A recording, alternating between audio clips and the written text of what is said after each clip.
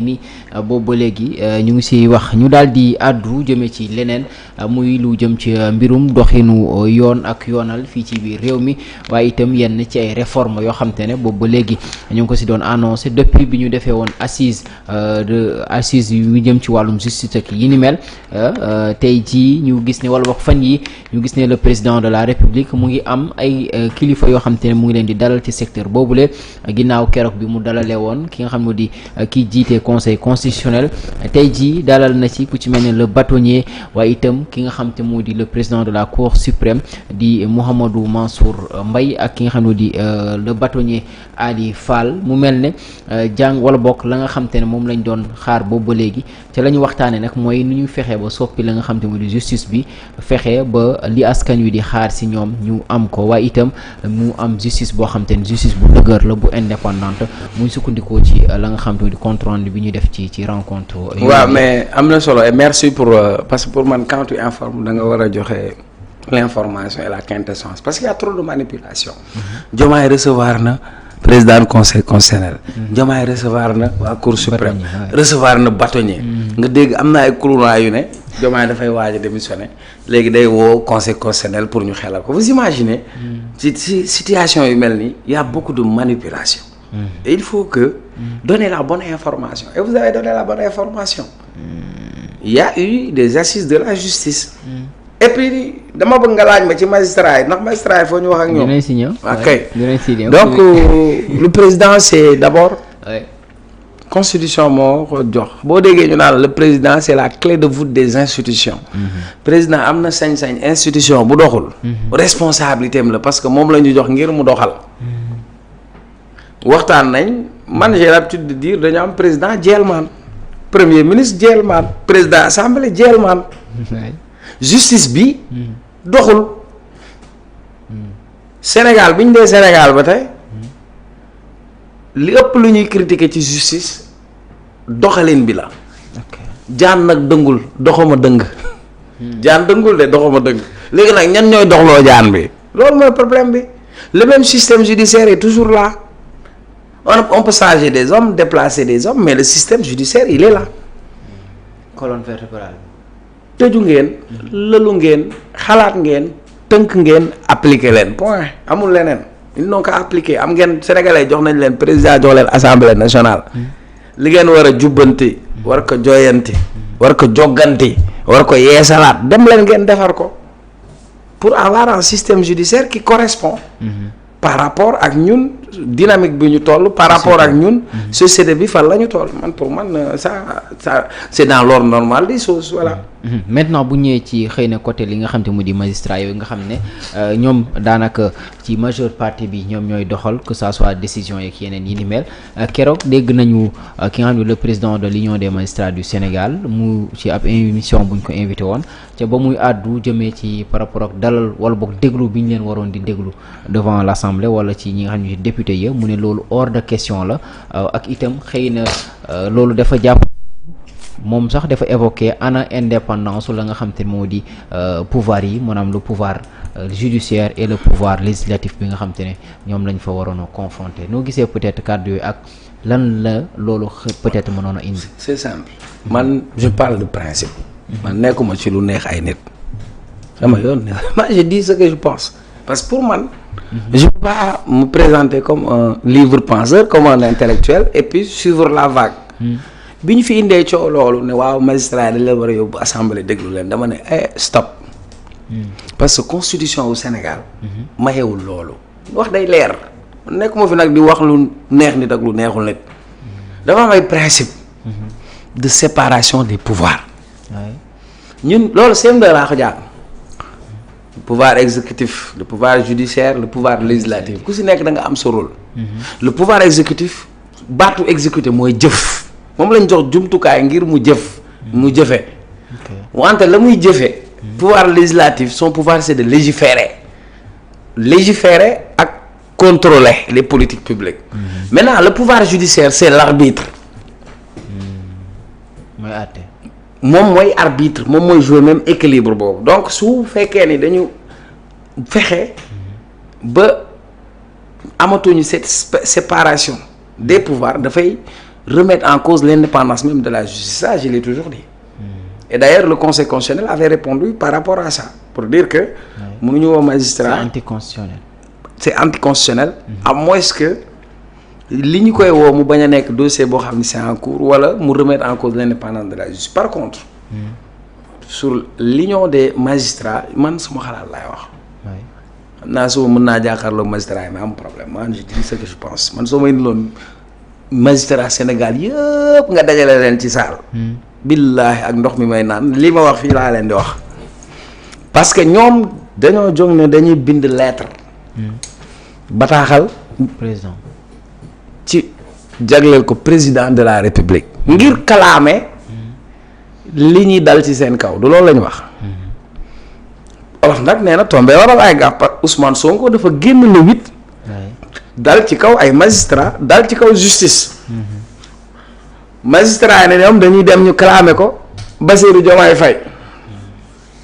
benn ba pare ne ñoom dañoo war a génn sax communiqué. man ci sama xalaat. Sonko li mu wax mooy dëgg moom laa ànd. ci la mu wax keroog dëgg la. waaye léegi Sonko nekkul magistrat mais Sonko ñan ñoo tax nekkul candidat. dossier bi. juge Sabassy Faye mi fi nekkoon lam bañoon fu mu mujje ana juge bu santoon Diallo.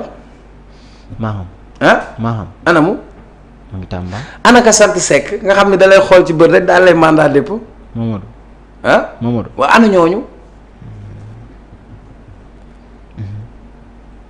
non lañu waxtaan. est-ce que c'est sérieux dans ce pays. moi je le disais. man dama doon wax amuñu justice sostis la ñu am dañ lay sosal ba pare teg law tiis loolu moo fi amoon. justice sénégalaise ay magistrats sénégalais justice sénégalaise ñoo ne Karim Wade du sénégalais. grand Karim Wade du sénégalais yow noonu dañu waxtaan. Karim Wade ñu ne ko amoo carte d'identité Sénégal yow doo sénégalais yoroo sax carte d'identité yow amoo sénégalais doo sénégalais quoi. te Karim Wade nekkoon ministre au Sénégal. ministre des infrastructures. de la coopération internationale. coopération internationale il signe au nom du Sénégal. On lui dit tu n'es pas sénégalais. On le met en prison. On a 25 personnes yu ñuy topp justice sénégalaise moo ko jël tëj ko ci kaso. ñan ñoo ko def. doy magistrat. cette même justice sénégalaise lañ utiliser pour écarter Khalifa Sall le mettre en prison. cette même justice sénégalaise la ñu utiliser pour liquider Ousmane Sonko.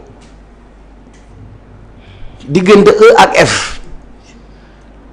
coow Prodac am na au lieu justice bi dem lijjanti Prodac lan mooy coow la ñu ne déedéet ki boole. loolu moom mooy justice sénégalaise. Sonko am parfaitement raison beneen bi da ngeen di dem di clamer ci Diomaye mais Diomaye président de la République du Sénégal moo njëkk a toog ma di ko dégg nga koy dégg ñëpp di ko dégg mu ne il faut mettre la pression sur la justice Diomaye l'a dit ou il n'a pas dit. oui ci jàkkaarloo ministre. je dis est-ce que Diomaye a dit.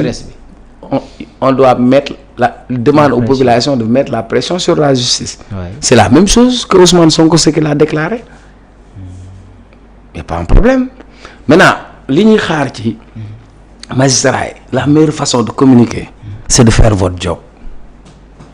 C'est de rendre justice.